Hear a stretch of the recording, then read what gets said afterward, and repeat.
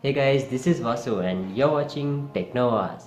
Guys, in this video, I'm gonna show you how to activate the dark mode on Facebook Messenger. Once you activate the Facebook Messenger, it looks exactly like this.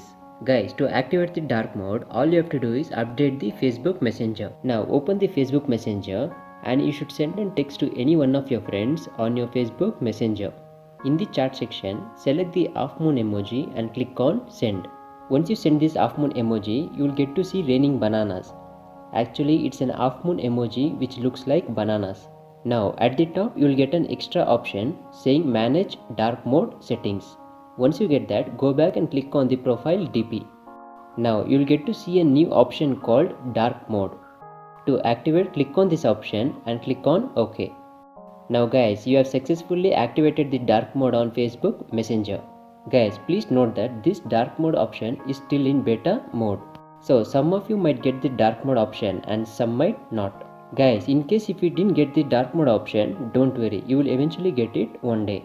Guys, if you have any questions, feel free to ask in the comment section below. Guys, I make all YouTube growth related videos on this channel, so consider subscribing. If you're a subscriber, I'll meet you in the next video. Until then, peace.